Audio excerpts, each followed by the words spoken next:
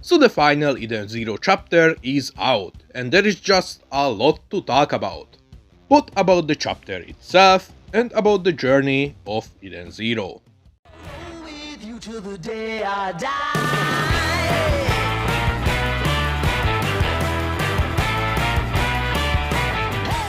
So the last chapter of Eden Zero was... okay.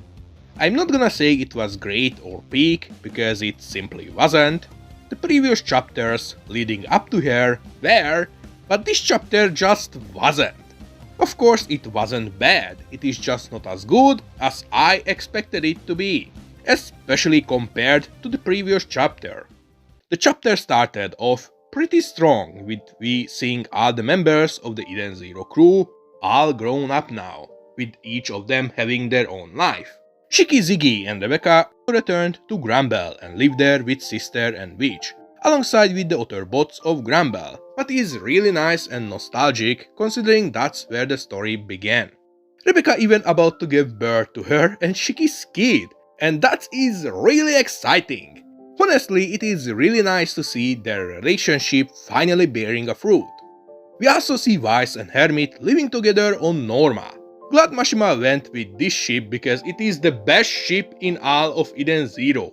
I also love how Sibir isn't an evil gang boss now, but is just a family friend. He is truly a great friend, and the character development he went through the story, despite being a side character, is really nice. Homura also have returned home to Oedo alongside Valkyr and Kurenai. She now has two moms, what is really funny. These guys are also there for some reason. I don't know why. Maybe they fancy Kurenai or something. Maybe Mashima liked their character so much that he failed to include them in the last chapter. It's funny. Pino's talk with Mother was also enjoyable, with the dialogue alone being pretty top tier, filled with emotions.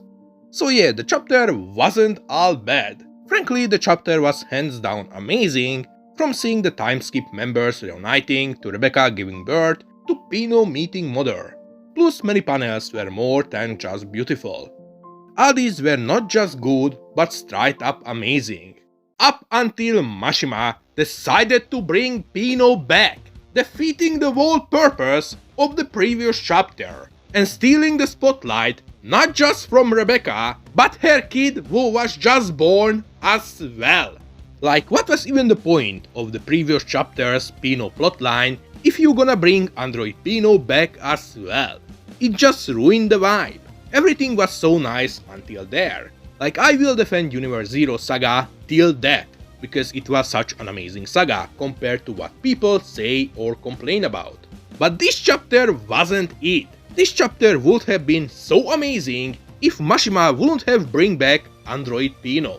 Like, even if Pino would decline Mother's offer to born as their kid, she could still be born as Earth Rebecca's sister, as shown in the previous chapter. The pages used in this chapter to show Pino being alive could have been used to show Shiki's and Rebecca's daughter, to give more depth to their relationship, as I assume they are not married or something, give more shine to Rebecca because she needs it, and so on. This chapter was so good until Pino came back. Another issue I would say the chapter has is probably the pacing.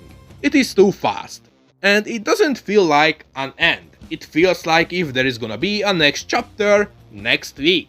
And this isn't me coping, it just really doesn't feel like an end to me. The chapter feels like if something would have been skipped in it, like a ton of pages and stuff. Like, some leaks even claim that the last chapter of Eden Zero gonna be 46 pages long, but it was only 31 or 34, but is nearly a whole chapter less than we got told. But I just have a hunch that the magazine might have actually cut the chapter shorter. If that's the case, we might actually get the last few pages in the final volume, making the end of Eden Zero presumably better. If this isn't the case, then Mashima screw up again. He should really get someone to help him with the pacing of the stories. Also, the last chapter at least confirmed that Void in fact was supposed to be a girl. At least that is pretty nice detail, even if we don't see her at all. The chapter was on overall decent. I wouldn't call the last chapter of Eden Zero peak or great nor terrible, it is just okay. I would say the previous chapter felt much more like an ending than this one. I seen series end far worse with far more unanswered questions and anticlimactic events, so I have to say the end of Eden Zero was okay. There are so many things what could have been done differently and better through the run of the last arc. But at the same time, so many things through the arc were more than amazing, and these balanced things out. All but more I can say is that Eden Zero have ended. Honestly, Eden Zero was truly a journey. It was my first manga I started to cover regularly on my channel. It was the manga I gave my online identity around. Even if in the later half I couldn't make many Eden Zero videos for different reasons, I'm still happy that I stick around long enough to see the end of this story. There are many things Mashima could have expanded on in Eden Zero, like the Heavenly Knights, the future, Ziggy, Void, world building, and so on. Woke knows, maybe in the future, in the form of a spin-off or a sequel, he might. But as it is now, Eden Zero has ended. Despite its ups and downs, it was a nice journey across the vast unknown space. A 6-year-old journey. Eden Zero helped me in many different things. To get many friends, it helped me to become better in speaking English, to understand writing better and to notice details I could miss before. It helped me grow my channel and me as a person.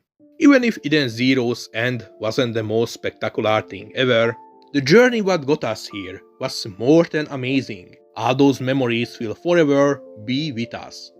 Thanks for everything, Eden Zero, and thanks for everything, Hiro Mashima. This was a nice 6-year-old journey. This was Space G, and see you guys in space. Bye. Wise my man, who gave you that haircut?